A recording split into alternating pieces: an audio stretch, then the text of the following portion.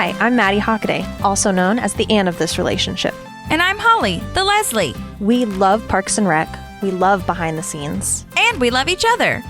This is literally the best Parks and Recreation rewatch show. We're your park pals. There's a park and some pals, and there's also therapy too. Oh my gosh. Welcome to a very, very, very, very, very special and exciting version of our podcast today. I can't Park Pals. believe it. Okay, so today we are taking a bit of a break from reviewing our normal episode, and we are going to be sharing with you an interview that we did with Sir Vincent Leslie Jones, who I didn't actually ask him if he likes the Leslie, but he has that on his socials and on his website. So anyway, we talked to Vincent Jones, who did the theme song with Gaby Moreno, and he was so nice and gracious with his time. We are so beyond honored to have been able to talk to him, and he was like so into it, and I'm so excited for everyone to hear it. He had a lot of great things to share and a lot of insight. So if you kind of want to know how the music industry side of TV and film works, there's quite a few great nuggets in there for this. So yeah, absolutely. I was really also happy because he said he's going to start listening to the podcast, and he also found it on Apple Podcasts. So that's so exciting for us. We have a new fan. And he seemed so what was I going to say? Humble, because when I said that we were huge fans, he was like, "Oh, you mean of the show, like Parks and Rec?" And I was like, "No, you." No, you. Yeah. Well, we already said it, but thank you so much, Vincent, for being on the show. We are so excited. I can't even express how happy we are about it. Yeah. It's a great time, and hopefully you guys enjoy listening and getting to hear some of what he has to share about his experience overall, but also with Parks and Rec. Yeah, absolutely. So please enjoy Vincent Jones.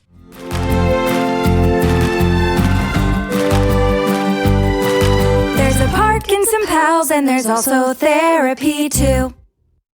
Thank you so much for being here. We really appreciate it. This is like, you are our first guest, so thank you for being here. Oh, really? Yay! Yes. But also, we have been doing this for a while now. I'm not going to bore you with the details, but we are such huge fans. Let me just make that a very... Of Parks and Recreation? And you, sir. And you. Oh, that's nice. Thank you. It was like a long time ago in a galaxy far away, old Parks and Recreation. I know. Well, and it's like The Office, though, where it's on all these streaming services now. So literally everyone from every generation is coming into it. So like new almost, you know what I mean? Yeah. Well, it was funny. I was like, because I haven't watched it for years and years and years. And yesterday I was thinking, I should watch an episode and just, I was thinking about them.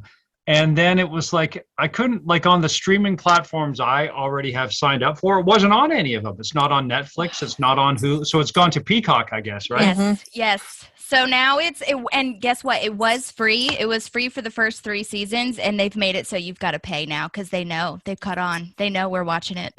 Yeah. Well, I mean, the creative people got to get paid, I guess.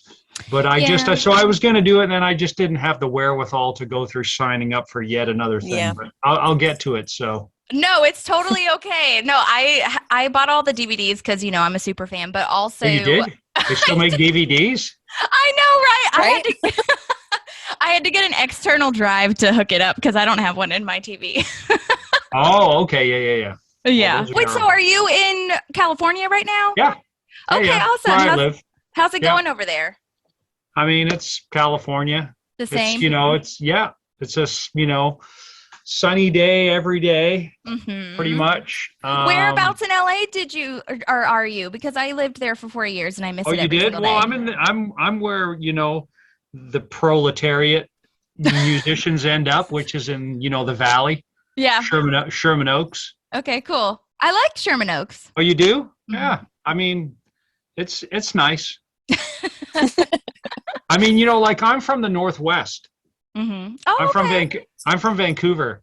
Right. Nice. And my wife's from Seattle, so I mean, that is what to me, California has lots of beautiful things, but the Northwest is a whole different vibe altogether. Oh my gosh, Yeah. for I mean, sure. it's a rainforest, I was born in Portland, Oregon. Oh, you were? Yes, and I have a lot of family there. So I feel nice. that. Well, I won't hold that against you. I have friends in Portland too. We just drove back from Seattle a few months ago through Portland, through like the worst ice storm I've ever seen in my life. Oh, geez. It's like terrifying, coming down the 5, and as you go into Portland, you got all those huge bridges to go across. Mm-hmm. And we were trying to beat the snow out of Seattle because there was a big snowstorm. This was around, when was the last holiday? It was just like about a month ago or 2 months ago. Was there a holiday recently? I'm so bad. Christmas? No, it wasn't Christmas. It was definitely after Christmas. It was Valentine's Day? February. St. Patrick's Day? God, I don't know when it was. Somewhere around then. It was like about a month and a half ago. Anyways. Yeah. We're trying to beat the snow, and we finally were coming into Portland, and oh my God, like just the freeways are just covered in snow. There's no plows because they can't keep up. It's terrifying. Did you have a decent car to get through it, or not so much? We have a good car, but we were we're kind of outdoorsy sort of people in some ways, so we had a trailer. Oh God. So we took our travel trailer with us because our family's there. Uh-huh. And our parents are, in their 70s, and we didn't, if we stayed anywhere, we'd have to quarantine. Gotcha. So we didn't want to do that. So we took our trailer so we could just be completely self-contained. Yeah.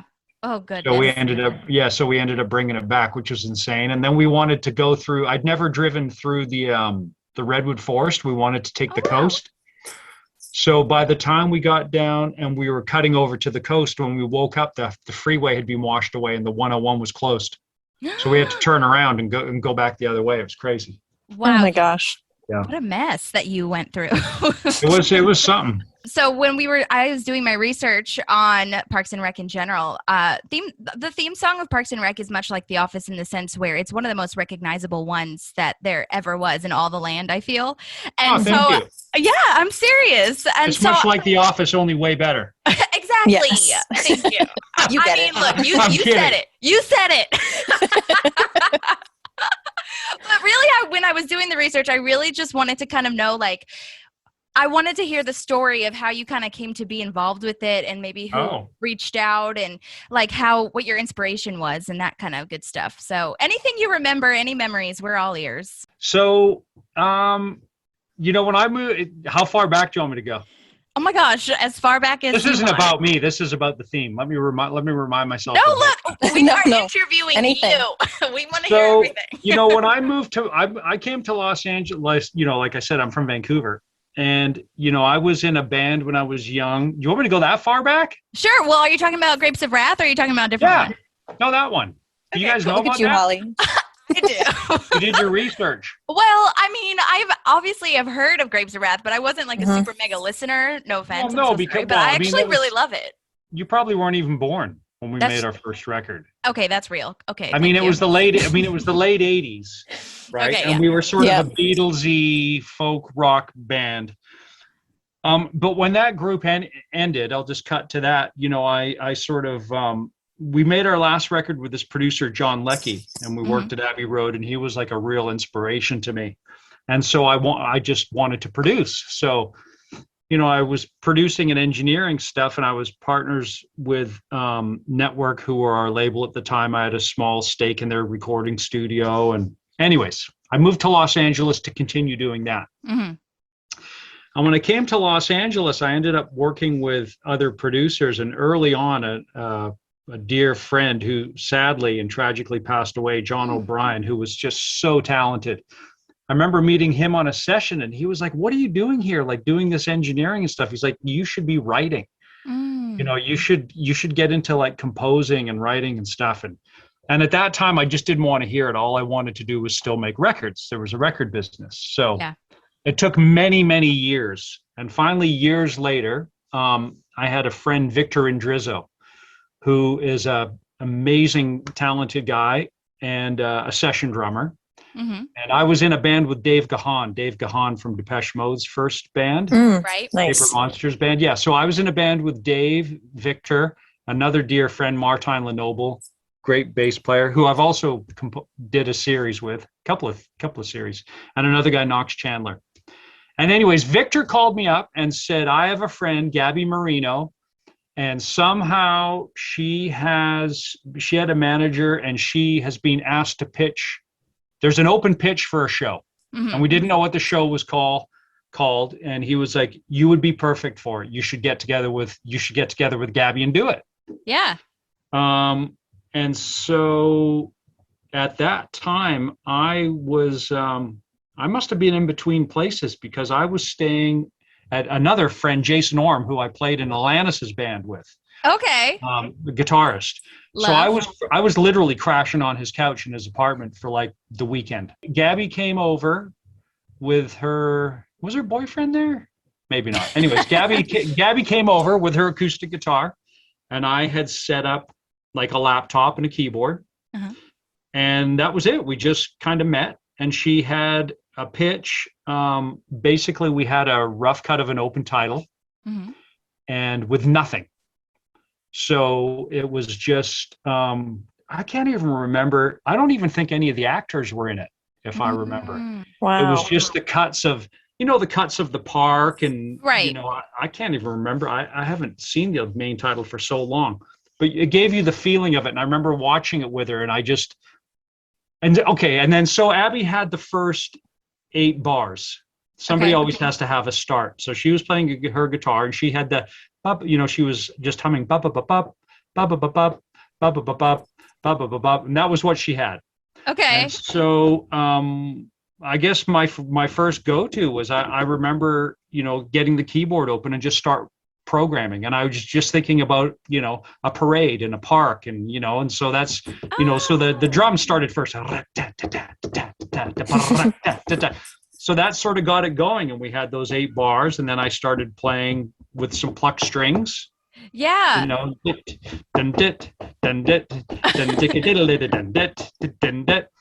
then it was like, it needed to be longer. Sure. So, it just developed, like it modulated, made the movements through some keys from major to minor, and we just extended it. And then once it was done, I think we added a few elements while we were there together. Like, I think I added because it was all programmed.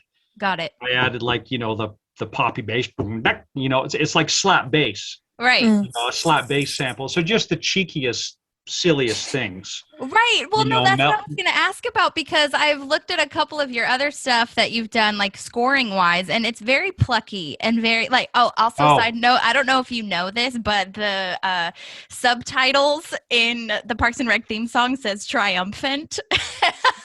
Oh, really? Yeah, and I don't know where they got that from, but that's hilarious. I guess the Caption Max people were like, yo, this sounds triumphant, so we're going to... That's hilarious. But that's exactly what it is. And so I was like going to ask you, because in the... I think it's in Grownish, where there was it seems almost like a Mediterranean plucky vibe going on. Oh, yeah. And so I was kind of wondering if that inspiration is kind of just how you write normally, or is that something that you saw from the theme, like the video theme, and were like, this is cheeky, you know what I mean? Yeah, no, I don't think it's not what I would do normally. I don't. Okay. I mean, I think, it's hard to say what I would do. I mean, I work on a lot of comedy, and I definitely probably have a mind, even if I'm doing sessions for people, I try and I think a lot of good people do, I try and think outside the box somehow. And, so when we did that, I mean, how long ago was it now? Has it been 10 years? It was 2009. So a little over. So that was quite a long time ago. Yeah. So I don't know if there was a lot of that pluck string sound happening at that time. I honestly don't know. That's true. No, I don't think so. Well, especially in theme songs, I feel. I don't think so. I think it not was as just percussive. No, I just think it was really cheeky and really quirky, and it just really seemed to suit, and like, it was honestly, I don't think either of us, you'd have to ask Gaby, but I don't think either of us felt any pressure. I mean, we had literally just met. We spent a few hours together. It was like, whatever. And it just, you're just watching the cuts and you're trying to get the tempo right. And then I just find like if you have to force things too much, it's not working, and it just sort of all fell together. That is so wild. I can't get over that you like didn't really know Gaby and you just kind of. I don't think we'd ever met until that day. Wow. And yeah, it was crazy. And like I said, I wasn't even in my apartment. I was in Jason's apartment, sleeping on his couch because I was in between places. And the reason I was in between places, I was getting divorced. Oh, wow. Okay. Top it all off.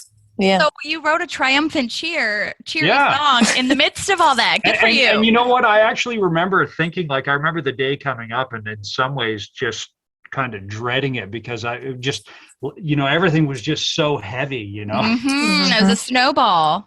It was crazy. Wow. But anyway, so we write so then, and that's not the end of it at all. So we do it together, and we must have done a rough mix at that time. I can't remember, or maybe Gaby left and I finished up the rough mix because, when you do writing sessions with people, they have people, everybody is not there all the time. It's right. Like, you kind of do your bit, and it's like, and once I honestly can't remember. She might have been, she might not have been. It doesn't matter because we just bounced it out, and that was that. And it got sent in.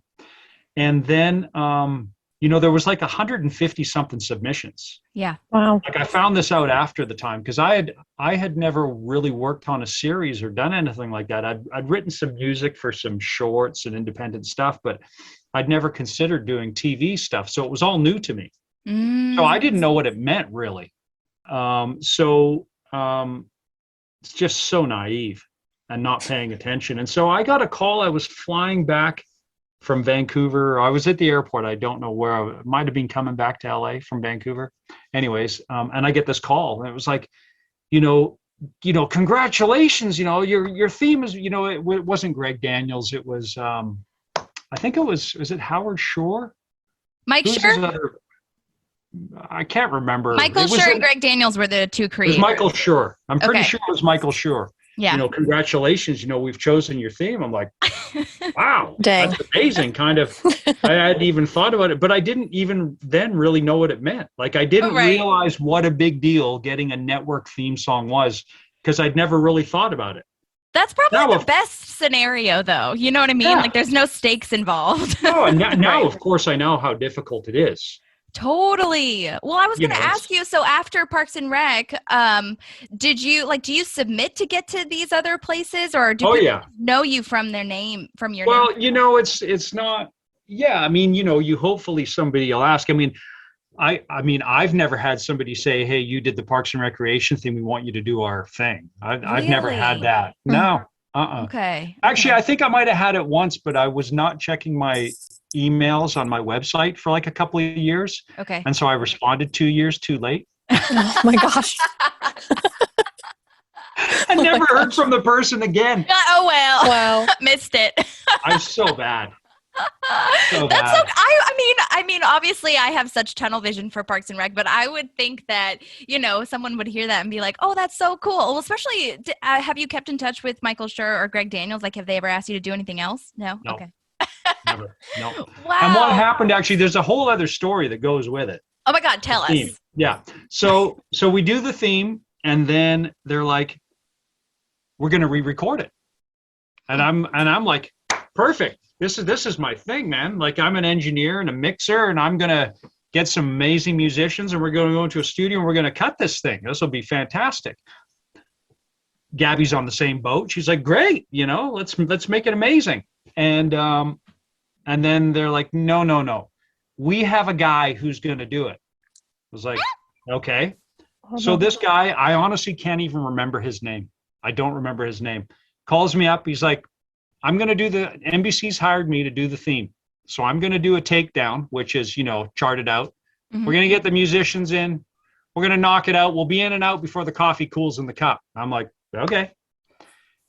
But the whole time I know enough about musicians and I know enough about, string players and wind players and stuff that this is going to be very tricky to play because it's very fast. Mm-hmm. And so we go to the studio. This guy books it, and I actually offer to send the parts. I'm like, I'll send you the charts. No, got it. Okay. So we go into the studio and Greg Daniels is there, and Michael Shore, and some people from NBC, and the guy who's conducting and the musicians are there. And it is a train wreck. It's an absolute train wreck. So they start trying to play it, and the drums are like, everything is wrong. Oh no! The drums all off, because the thing is it's what gives it that thing is that it is programmed. Yeah. That's what gives it the feel. Once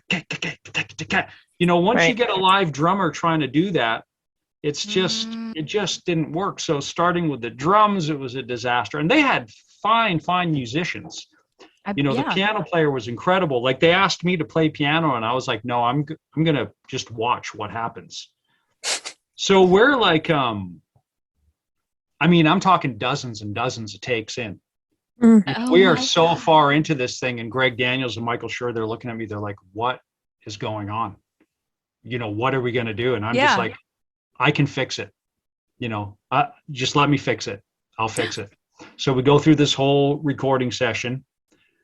Really, I was just like, wow. Kind of a rough vibe for the guy who, was going to do a takedown and do it all in, right. before the coffee cools in the cups. I was like, wow. Right, that works for the studio, and it's probably, oh my gosh, okay. Yeah, he was an independent contractor or whatever, but, and also at this point, like, I've played on, 10 years ago, I'd already worked on dozens and dozens and dozens of records in my life, so, and as had Gaby. Gaby is very experienced and incredibly talented musician, so. I love her music too. Oh, she's fantastic. Yeah. That is so wild. Okay, so we leave the session. I remember that the person who played I think she played the oboe or the clarinet. She was the best. And we got her to double the part really well. The strings, I'm sure they were great. I don't know who the players were, but it just never came together. It's hard to do. Yeah, it's fast. So, and on the first take too. Oh, well, even on the 27th take. Yeah.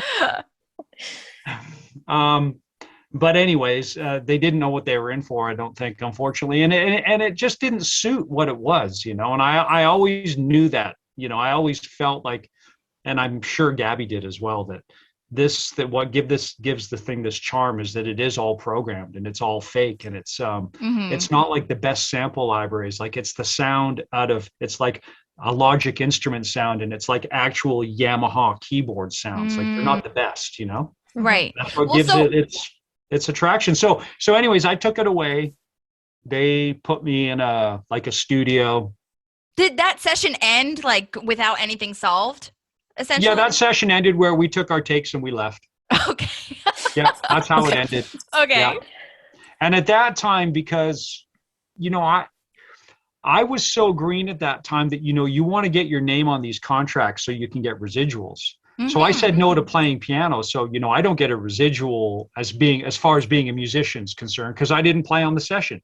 I did play on the session, but I played on it as a work for hire composer, and it's a different thing. Anyways, I took it away. I remixed it from the headphones through some speakers. I think that there's some real oboe or clarinet. I can't remember which instrument that I was able to tuck in underneath to give it a little bit of life. Yeah. And that was it. That's what you hear. It's our demo. So if you don't mind my asking, so does that mean that you are just like, you just had a flat fee kind of thing that they gave you, and then you were I'm done with it? Okay. That's how it works. Yeah. Wow. That's they're work for hire gigs. Yep. So Gaby and I got a fee to write a theme. Sure. And that was it. So do you play on any of your other scores now? Well, this is the thing. I play pretty much everything on everything. When I do a show, or even like, if I've done some feature documentaries or whatever, because I'm a multi-instrumentalist, sounds fancy, but I get it. Yeah. You have to be, I feel, if you're scoring. Yeah, so I literally usually play everything. Yeah. Well, and that's so whether fascinating. It's programmed or played, obviously we own our writer's share and we receive our writer's income, Sure. When it's played around the world. But anyways, okay. So enough of that. Okay. Well, I was going to, okay. You said you had videos, but you didn't have any sort of like tone for we might show, have had, right? Or did you? I can't remember. I mean, it was just, no, there was music on the picture. Oh, really? It had some music on it, but it was nothing like what we did. Okay. Yeah. Wonder if I have it. I still have the main session that we did somewhere. What? Wow. Oh yeah, I still have it. Oh I just my. Yeah, it's basically what you hear. It's basically what you hear on TV, but if you listen to the tracking sessions, whew. Oh my God. I would love to be a fly on the wall in that session. Right? For a brief moment anyway. Yeah. Well, if you come to Los Angeles, let me know. Oh my God. That would be awesome. We will be. Okay. Because I've never gone back and listened to it just because, it is what it is. Oh, actually I did. I tell a lie. I had to go back and listen to it once because they had a thing about 5 years ago where they did a best TV themes ever night. And it was a big thing that they put on in a hall. Was it at USC? And basically they had a small orchestra, a 50-piece orchestra, play TV themes. Oh my That's God. awesome. So I had to go back into Parks and Rec and get it because they fully orchestrated the theme and a little orchestra played it. Was it good with the orchestra? It was pretty good. Yeah, Okay, it was pretty I was good. gonna ask. Those are real instruments. I wonder if they played it fast enough. They were real. Well, there's definitely, they had some very good musicians there. Okay, good. Awesome. That's so great. Yeah, I try to go back to LA once a year, but I just miss it so much. But I obviously couldn't go last year, so I don't know if this year's going to COVID, work isn't either, it brutal? How's things? Yeah. You guys are in Nashville? I'm in Nashville. Maddie's in Arizona. Yeah. Whereabouts in Arizona? Prescott, Arizona. Where's that? It's like in the middle of Flagstaff and Phoenix, up in the mountains. Yeah. Well, Maddie, Nice. did you have any other questions for Vincent? I did have a question because when you said that someone else was going to take over in the studio for you, I don't know if Holly told you, but we're both musicians. Mm-hmm. Oh, and really? So we actually met at Berklee College of Music in Boston. Oh, really? Oh, amazing. Yeah. All of my I've had a few interns, not all of them. 2 of them have been from Berklee. Okay, cool. That's awesome. Yeah. Yeah. It was great. Yeah, I was on that what's it called? Experiential learning thing or whatever. Yeah, they have internships where it's like Berklee partners with composers That's right. and whoever in So LA. I've got a couple of those. Yeah. Okay, cool. That's awesome. Yeah. Yeah. Okay, so That's you really guys cool. met in Berklee. Yes. Yes, we lived together there, and I know Holly and I have both written music, and we've both done studio sessions for our own music, and I can't imagine putting someone else in charge of my baby, my music. So how was that, walking in and having this guy with such pride and gusto? Well, I didn't. I don't I'm not super precious about anything. Yeah. And so, and of course, that gets easier with age. But I've done so many different things. I've done things. I've been told that what I've played is garbage. I've been told what I play is great. So it's some things work, some things don't work. It's like if I'm trying to come up with harmonies and you're going fishing, and it can just be "Rah!" like squawking. Right. It doesn't matter to me. So I wasn't. Let me try and answer this. I remember thinking to myself, basically, "Oh yeah, you think you're going to be out before the coffee cools?" Okay, because I knew, like I said earlier, I knew that even though it sounds, very. I don't even know.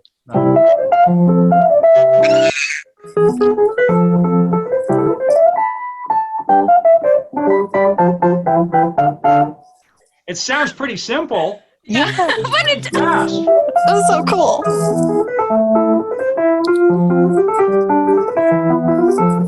It's pretty fast, right?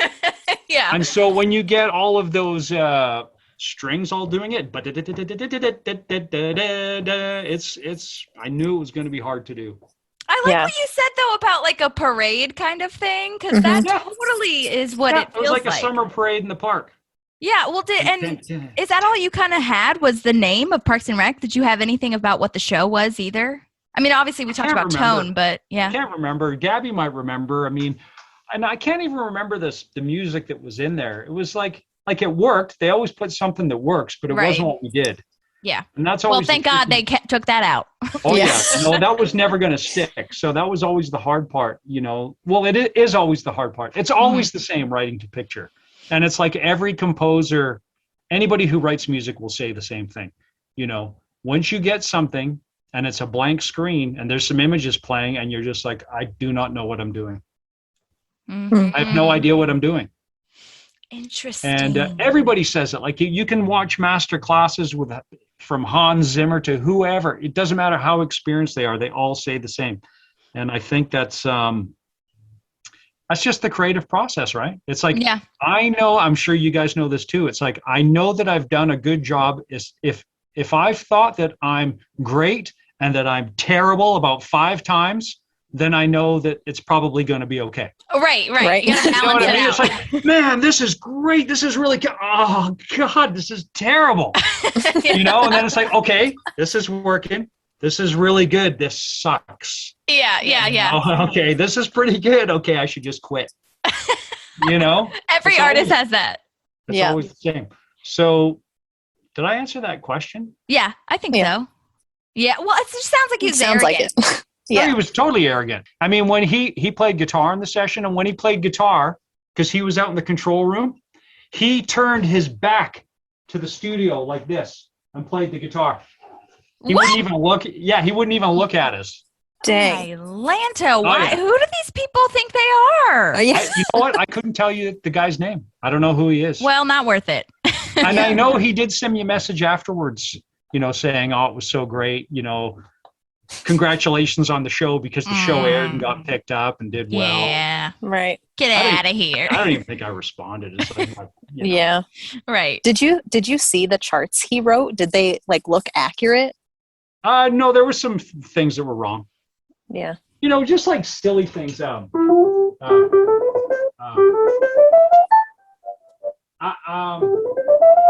can't remember what, but there was like a couple of weird little flubby things.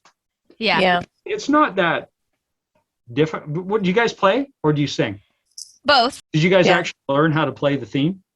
No, we haven't I even have- tried. I've tried. I'm a violinist. That's my primary instrument.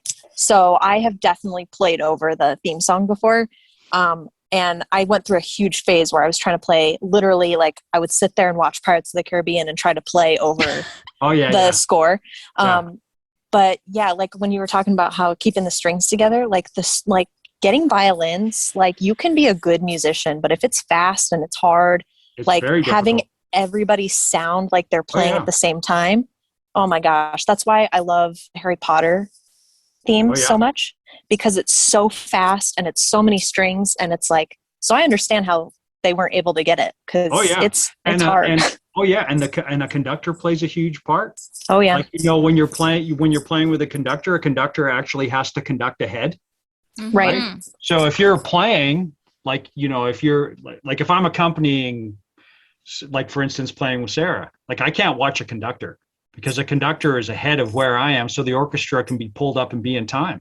Mm-hmm. And then it depends on your first chair, you know, who's leading, you know, the sections. So there's a whole lot going on. But I mean, there's definitely, that's why all these film scores get made in LA, because the musicians are insane. Right. They pull it off. Yeah. That was my dream for like half a second. Oh, really? It was like, yeah, Well, because it still could be. Yeah, I did some film scoring like work in not as the film scorer, but playing in film scoring sessions in college. And cool. I was like, this is like one of the coolest things ever, because then you get to watch the scenes back, and it's like it's a cool experience. Yeah. Oh yeah.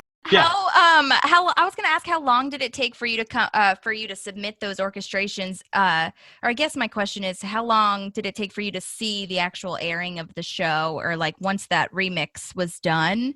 I think it was like a few months. Okay. It wasn't that long, and then I was actually kind of excited to watch the pilot. Like the day of the pilot's coming up, I was at my friend's house because I was still homeless. I was living with a different friend, and he's having a barbecue, and he's got some other friend who's over there who will not stop talking. And I'm like, could you just please shut up? So the pilot airs. I couldn't hear it. No. The pilot it's aired. my moment. The pilot aired. And I just remember being in the kitchen. I'm like, I give up. I'm not even going to watch because they wouldn't stop talking. Oh my gosh, that is so funny. That's so though. frustrating. You're like, this is my one time. Like, this is my jam. Well, did you ever get to talk to anybody from the show at all besides those guys? You know, I met Amy once at a party. But, you know, again, I was so green to the whole thing that I didn't even attempt to do it. Like, it wasn't even in my radar that, you know, maybe you could get some more work. Maybe you could do the music and the show. Like, I just didn't even consider it. Right. You know, I just did that. And then I was off. I was still working on records and doing sessions and touring, and I was still doing my own thing. I still hadn't considered trying to pursue it, really. Right. And is that something that you are still doing, or something that you miss, being with the band and touring? No, I don't miss it. Okay. No, I mean, you know, I worked with Sarah McLaughlin for many, many years. Yes, I love that you did that. Yeah, That's so awesome. So I've been, I guess, you know, her MD for many, many years. And so I did all the little affairs with her. Oh, amazing. You know, played with, I mean, it's insane. I mean, I've played piano for Judy Collins, you know, I've jammed with Bonnie Raitt. That's like insane, you know. Yeah. I have so many great experiences with that. And Sarah is just, man, she's just one of the best. One of the best ever. Well, and that all she's ties incredible. back to Parks and Rec, because Amy Poehler's character, Leslie, listens to Sarah McLaughlin to get like pumped up. Hype up music. Which is like the audience is like, what? Why? Because and I don't even, you know, I mean, nobody would even make that connection, you know, like Amy wouldn't know that I worked with Sarah, because I wouldn't, I wouldn't meet her and say, hey, I work with, you know. Sure. I just wouldn't do that. That's so wild, though. Well, so was there like a time in your life or in your career when you said, okay, I want to focus on scores now and not so much with the band? Yes. Oh, yeah. I mean, you know, the band was over for me, you know, like in the 90s. I mean, you know, I quit playing in a band in the 90s. I remember I quit playing in a band. I'm like, I am never doing this again in my life. I am never joining another band, and I've never joined another band. Was there something that sparked that? Yeah, it's called, you know, argumentative young men. Yep. Okay, fair. That's all I needed to hear. Fair point. You know, we'll just leave it at that. Gotcha. You know, you put a bunch of young men together in a bus and fill it with, you know, over exuberant, you know, egos, ideas, you know, you mix in some drinking, you mix in a lot of sleepless nights, and, you know, it's not a great recipe. It can be crazy. Were you writing a lot as well with that band, like lyrically and musically? No. Or okay. No. Not lyrically, really. But, you know, we all worked on the music together. They had the main songwriters, as usually goes in a band. Somebody brings in a song, you know, formed to whatever level, and everybody chips in. And, you know, you try and be a band. Sure. Do you still talk to those guys? I haven't, not for not wanting to. It's just, you just drift apart, you know? Yeah. I bumped into, I was actually in Toronto. There's a producer, Mark Howard, who I worked on some records with, who had worked with worked with Daniel Lanois for years. Anyways, I was in Toronto a few years ago helping him. He had cancer, and he was doing a benefit for a cancer society up there in Toronto. So I flew up to help MD the band. And I was walking down Queen Street, and literally the bass player, one of the main singers from the Grapes of Wrath, came out of a Donair shop or something and bumped into me. And I'm like, Tom? What? And he didn't know. Oh, yeah. And I literally hadn't seen this guy in 15 years probably. And I literally bumped into him. Yeah, totally random, right? And he didn't recognize me at first, because I think the last time he saw me, I might have had hair. I mean, it's been a long time. He's like, who is this person? So, you know, those guys, I just, you know, I don't know what they're doing. They're still doing some music. They've made some records, and, you know, it was a great, you know, looking back, there was a lot of great experiences, and, you know, learned how to make records with those guys. That's crazy. Well, so I also saw that you played on the Tonight Show with a few people. Can I ask about that and who you played with on that? Well, I've done all of those shows over time. I mean, you know, I've done, you know, every show with Sarah for sure. Okay. And then, you know, and then shows with Alanis, Okay. I played with Alanis Morissette, was in her band. But if Sarah and Alanis asked you to play something or go on tour with them, would you say no? Well, Alanis, like I have another friend here. His name's Mike Farrell. He's a keyboard player and an MD and a super talented guy, and he now plays with Alanis. So Alanis won't be asking me. They've asked me to sub, and I've done that occasionally. But I have a 7-year-old daughter, and I'm very busy, or I have been very busy scoring, and I prefer to just do that. Yeah, and you're so good at it. So. Oh, thank you. So if Sarah, I would do whatever I can to do anything with Sarah because she's like family to me. Oh, that's great. Like the last time she went on tour, I took my 13-year-old son, well, he was 11 then, I guess, and we did 2 weeks with a symphony orchestra at a different symphony each time. And we did a tour. Wow. That was amazing. So and I had my son, so I would definitely do that again. But when my daughter was born, which was about 7 years ago, would be my last tour that I ever did. And I tried to do it with Sarah, and I couldn't do it. Yeah, it's hard. Yeah. And so had my friend Michael, the keyboard player who I was talking about, he came and filled in and finished up that tour. And then I haven't done it since. So. Okay. Well, what are you working now? What can we tell people to look out for? I just started doing, a 4th season of Grownish. I just started. Okay. And then there's going to be another season of F is for Family coming up. Love that. Nice. Right? Yeah. And then, I did another Kenya Barris show, Rashida Jones, hashtag Black AF. Yes. Yeah. So I'm not sure if there's going to be what a little world you're building here. I know. Rashida is in Parks and Rec. I know. And you know what? I don't think she would never put those two together because, I'm so down the line with music. She might. Her dad is Quincy, so maybe she listens to the music. I don't know. She would probably listen to it with the music's probably more important to Kenya, but fair. Who knows? She could say, they could listen to it and say it sounds like TV music. I don't know. How is it working with Kenya? I'm so fascinated by her. Kenya? Him. Sorry, him. Him. Yeah. I've listened to the podcast. Yes, him. You know how I met Kenya was I got a call. Do you want me to be long-winded with this? Or is your time up? No, my time's not up. Oh.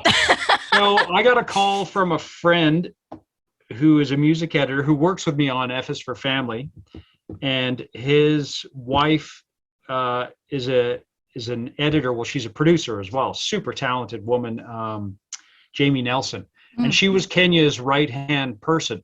Okay. As far as putting these shows together, and they were starting Grownish, and I guess when I went in to meet him, he was talking about a movie, Submarine.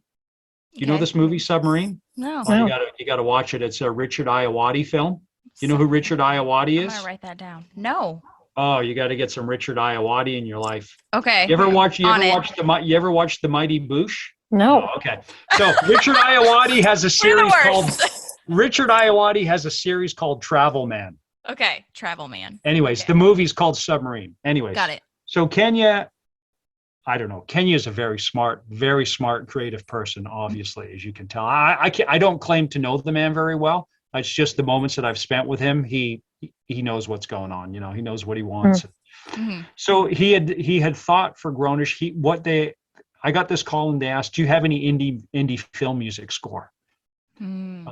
Which was, indie film music. Yeah. Like light strings and quirky stuff. And I just happened to, because I like to do that stuff. And so I sent a whole bunch of cues over to Jamie. I was like, well, when do you need it? She's like now. That's how it goes here, by the way. They want it now. So I sent it over to her like late afternoon. It was like 6:00 the same night. I get this call from her. She goes, Kenya wants to hire you. Dang. Wants you to do the show. And that was it. That is Next day, I went down and met him. He was so nice. He was like, I love your music. They had my temp put in the show. It fit perfectly. There was another guy, Michael. God, why do I forget his last name now? We call him Baby Boy. And he does, he had been hired and he writes trap music. Okay, sure. That kind of downbeat trap stuff that's in the show, he had been doing. Very electronic, yeah. Yeah, I guess, but Kenya didn't see it as a full score to carry the whole show, and I think he was totally right. It works great. So I really like Kenya. And then, when I got a call from another mutual friend, Gabe Hilfer, who's a music supervisor, super talented guy. And I'm just lucky when I get these calls because there's so many talented people in Los Angeles. And all of these people have they've got the pick of them all, Yeah. Like there's so I'm always grateful when it works out, I was just going to ask, do you feel like you've made connections that have led to more opportunities? Are you in your closet, by the way? I am. It's That's for the awesome. It's I don't have a studio set up in my house yet, so I'm using my jackets and my sweatshirts. Look, we got to do what we got to do over here, okay? Yeah. I hear you. I was like, are you hiding from your kids or something? You're like the stack of Easter eggs is like just over the shoulder so you can eat them before Easter. Right. Sunday. Yeah. Totally. That's where my wife I know all my wife's hiding places now, and they're generally in her closet. Yeah, Yeah. like with the Halloween candy or something. Oh yeah. Right. She actually forgot the other day where the gummies were. I'm like, I know where those are. So sorry, what was the question again? I was just wondering if you feel making like connections. Yeah.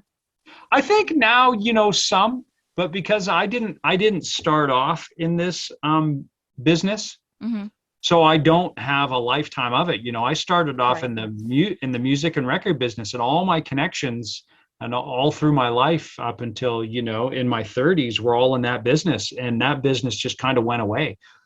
So this was like, starting from scratch. Was that tough? Yeah, still is tough for sure. I rely on my agent, Patty, who I really love. She sends things my way, and you just, you're always sending submissions out for things, if there's interest, and you generally don't get a reply, and you just, hope something clicks with somebody, Right. Yeah, totally. Do you have to be a part of a union as a composer? Well, I'm a part of the musicians union. Oh, okay. Because I play, but you don't have to be a part of a union to be a composer. No. Okay, Okay, gotcha. cool. No, because they're all work for hire. So, That's but fair since enough. I play on sessions and stuff, I've been a union member forever. Gotcha. Was Grapes of Wrath like your first intro to like mixing and engineering studio work? Or okay, Yeah. got it. Exactly. When I was a kid, I had a band with somebody, and I was the singer, and we had 4 tracks, and we made recordings and all that stuff. Okay, okay. I was always obsessed with music. It was like I always say, like my uncle Alan, who's about 4 years older than me or something, because I was born in England. Okay. And he was in England. So it was like, when I heard Ziggy Stardust and the Spiders from Mars, that was like it for me. Like I still remember buying that on cassette. Wow. So I was always, and I was young. I was like, I would have been, I don't know, 10 or something. Gotcha. Okay. So how did you like meet the Grapes of Wrath fellows? Threw an ad in the paper. No way. Wow. Yeah, just random. The Georgia Strait, which would be the same as like the Recycler or Music Connection or whatever. And this was in Canada. This was in Vancouver. Yeah. Okay. And we just hit it off. It's like anybody.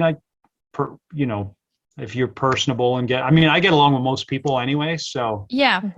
I can find some common ground. We had common ground. We love the same music, and it just kind of fit. So what do you guys do for music then? What kind of music do you do? Are you guys like singer-songwriters then? I'll let Madi answer first. Okay. Song or sing writers?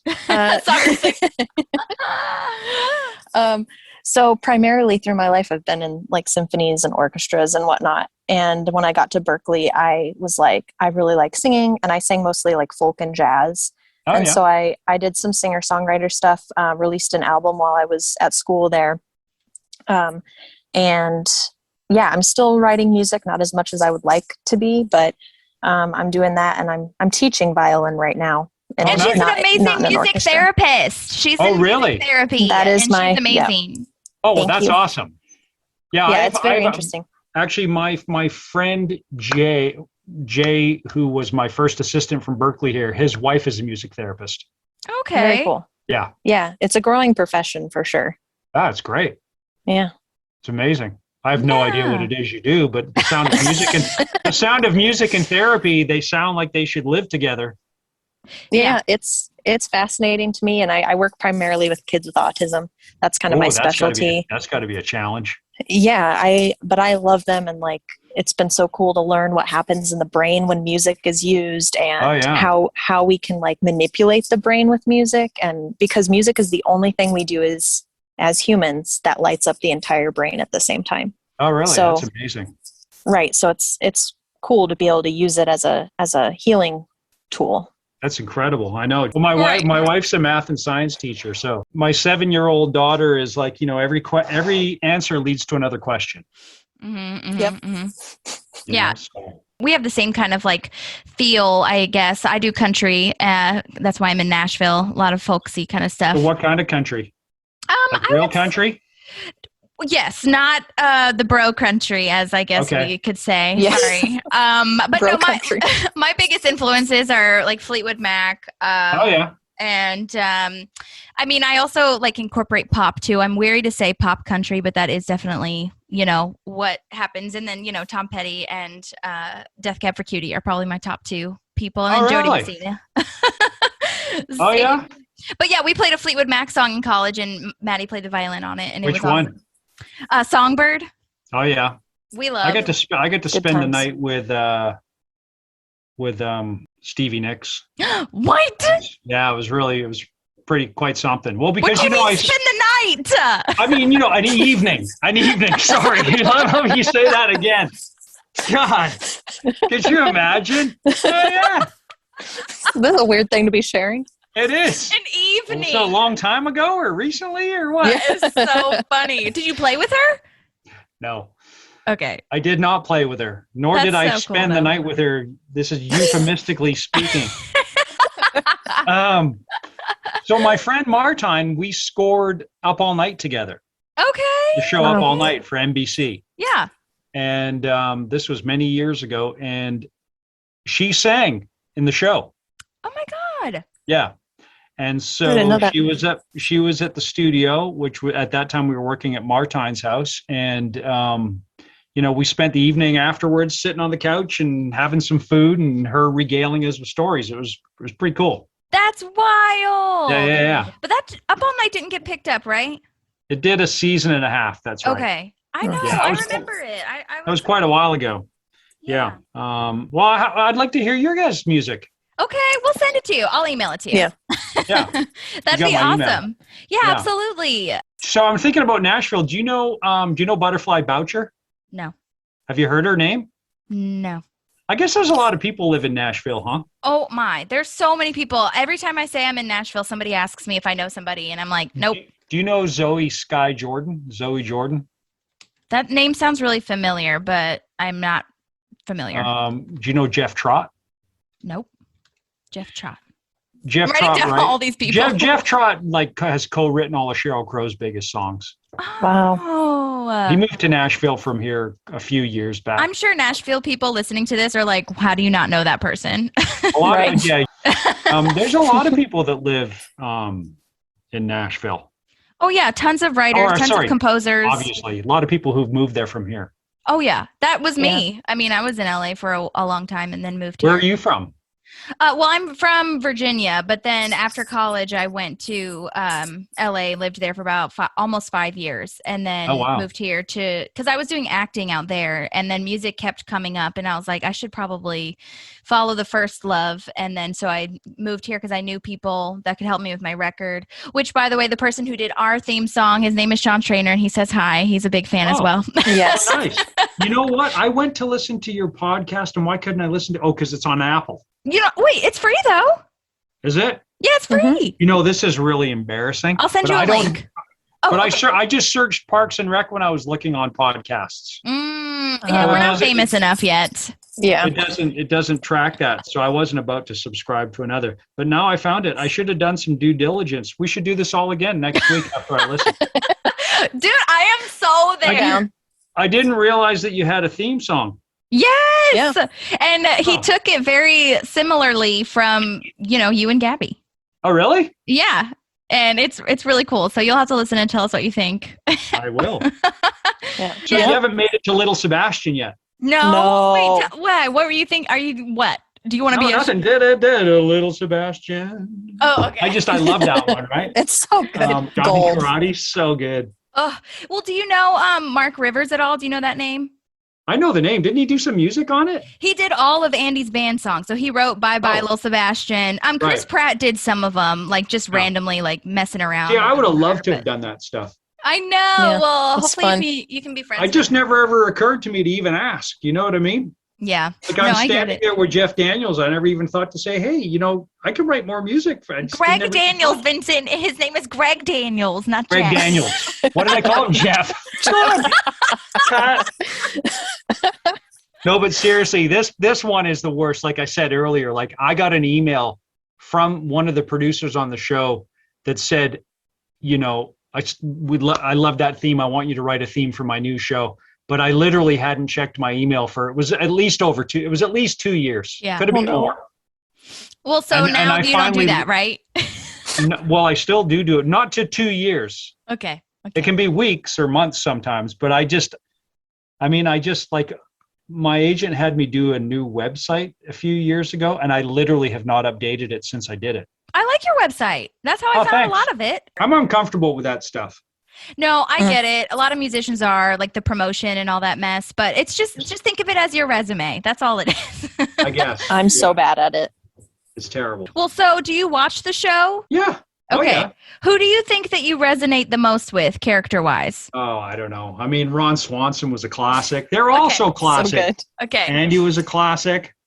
Because the reason I asked that is because I think that's going to be a new thing that I do with every guest, because I'm the Leslie of it and Madi is such an Ann, and we both carry qualities of both of them, but so I really want to know what everyone else resonates with. I also loved oh God, what was his name? John Ralphio.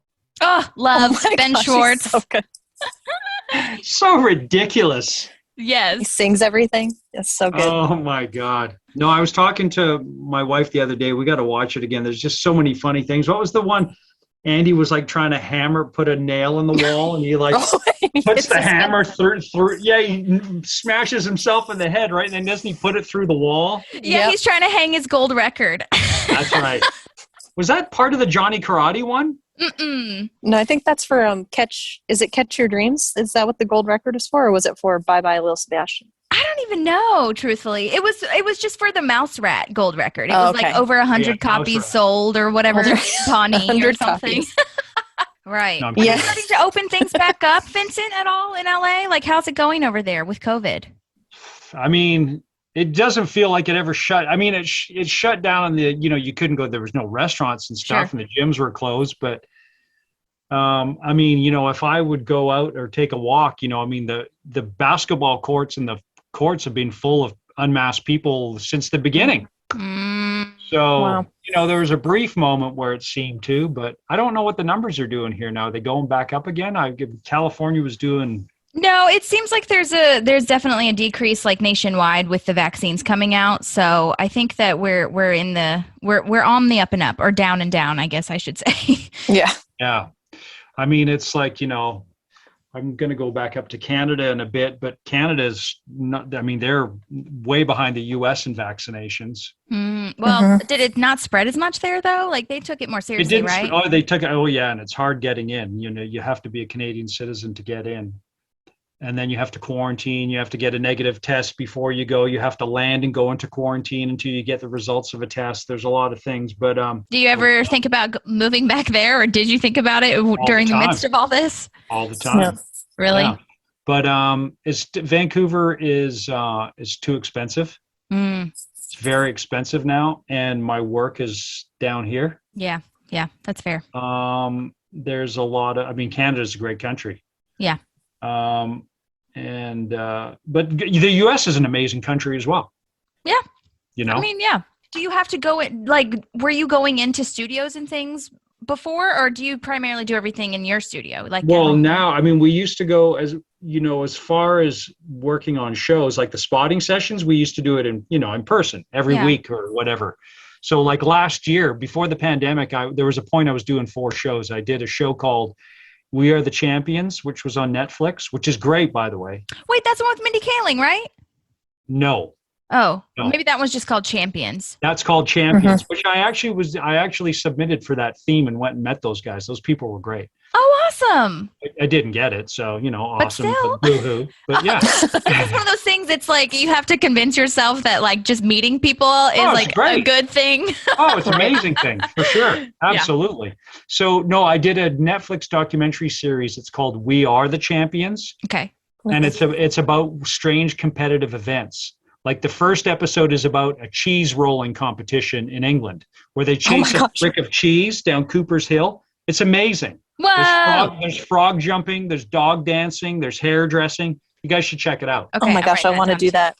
Yeah, it's really good. Cool. So it's called We Are the Champions. So I was doing that. Black AF, F is for Family, and Grownish. And they all came together at the same time, which was crazy. Busy. So super busy. And then COVID hit, and I was finishing up one of them because a couple naturally stopped, and then we had this month off or 6 weeks, or 2 weeks to stop the spread, that nonsense. Mm-hmm. And I was like, oh, this is great having a break. And then a break went into another month and another month and another month and another month, and then the shows aren't coming back and we can't shoot, and you're just like, oh my God. And it was like 8 months or something, 9 months with no production. So wow. But now you're getting back into it? Yeah, now they've started shooting again. But I did some other interesting things. Like I worked on a Jerry Cantrell record, which was interesting, from Alice in Chains. Yeah. Mm-hmm. Mm-hmm. Yeah. Really. Well, that's a far different thing than what you were doing. But that's like doing sessions as a keyboard player. Yeah. Playing all kinds of stuff. We actually did an Elton John cover together. I arranged some strings and fun. And he is, not that I'm surprised, but just the nicest guy. Right. Super talented, Yeah. Well, did you have any inspirations like that makes your music what it is? Like, who are your people that you were like, I want to sound like them, when you were younger? Oh, well, it's stuff that probably well, maybe you would catch it from it. I mean, I was obsessed with David Bowie. Okay. Okay. So anything that went from David Bowie, like whether it be Mott the Hoople, Lou Reed, Transformer era Lou Reed, and then of course the Beatles, John Lennon, because he worked anything that touched David Bowie or came into contact with, I was into it. And so nice. a lot of his stuff was like some, there's a lot of old, like Anthony Newley and old school British show tunes, and you would always hear lots of like these kind of changes, which you can hear in Parks and Rec. Oh, sure. Mm-hmm. Yeah. All those kind of changes are going, totally. Thirds going major to minor, jumping out of keys. I mean, you definitely hear that, all through Bowie's music. Yeah. Those kind of odd changes are probably, well, they're not even odd really, but that sound is probably in my DNA. I like that a lot. Okay, cool. I was always into, of course I love film composers. Which ones? Well, I was always a huge fan of Bernard Herrmann. Who did Psycho. What did he do? Oh, yeah. Hello. Hitchcock films. Yeah, amazing. Yeah. Like just the strangest, most amazing stuff. Yeah. And then of course, John Williams was incredible. Of course. Like he just like the master, unbeatable. I can't remember his name now, but the guy who did Amelie. Oh yeah, I'm very familiar. I don't know that dude. I mean, I'm familiar with the movie. Yeah, he's just incredible. Desplat, amazing. Yes. Mark Mothersbaugh, amazing. Danny Elfman, like just forget it. And all their early stuff, just incredible.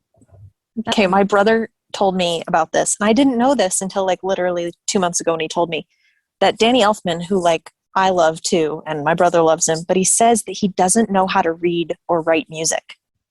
Did you know that? Yeah, I don't believe that. Apparently he'll go in and he has somebody who transcribes it for him. Oh yeah. I mean, I'm sure he can read, and I'm pretty. You know what? I'm pretty sure that Danny can score. Yeah. I'm on, because he did. Have you heard of Masterclass? Yeah. No. Yeah, Wait, so I've been- Masterclass, that app thing? Oh, the app. Yeah, I've heard of the app. Yeah. So I've been subscribed to Masterclass since it came out years back. I thought it was amazing. And Danny Elfman does one. But I'm pretty sure he can write.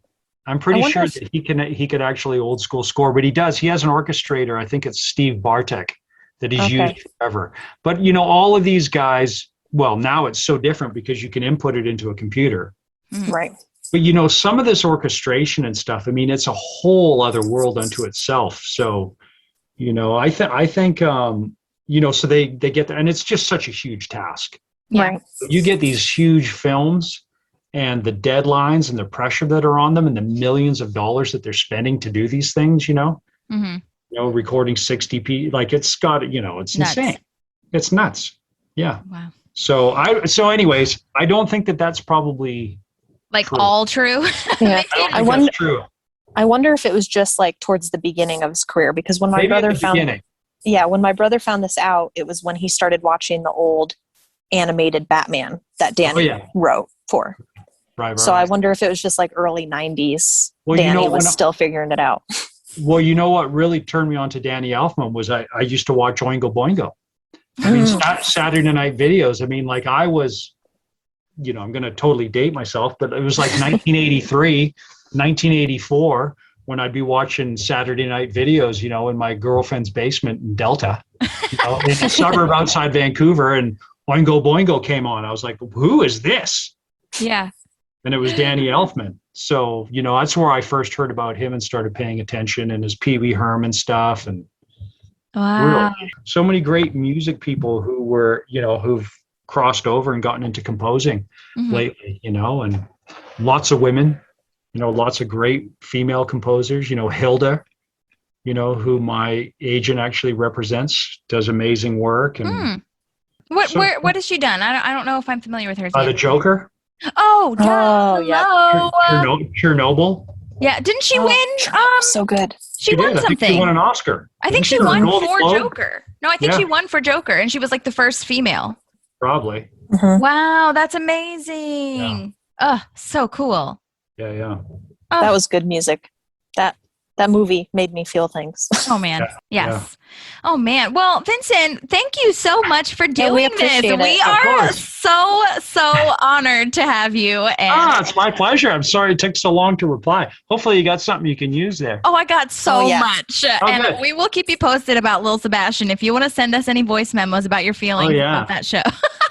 Lil Sebastian. And I'm going to start listening to your podcast now that I found it. So dumb. Well, thank you so much for giving us You're your welcome, time. guys. And you guys have Give me some music. Awesome. Oh, yeah, I will. Yes. I'll email you everything. And thank you so much again. You're welcome. Bye. Thank you. See you later. Bye. Have a good night. You too. You too. Well, guys, that was it. I still am reeling over the fact that Madi and I got to talk to him, and he was super amazing. So thanks for listening. If you have any questions that we didn't answer, maybe we can, ask him after the fact if you want to message me any thoughts or questions. But go follow him on Instagram and watch all of his other shows. He's got Grownish coming out, F is for Family, all the other ones that he talked about. Go to his website, check out all of his stuff. He also worked on, we didn't talk about it, but he also works on Transparent as well, that Amazon Prime show. So yeah, thank you, Vincent. We are such huge fans, and hope you stick around for some more episodes later on. But again, thank you, and we'll see you next week, everybody. Don't forget to like, subscribe, and all that mess. Thank you. Bye. There's a park and some pals, and there's also therapy too.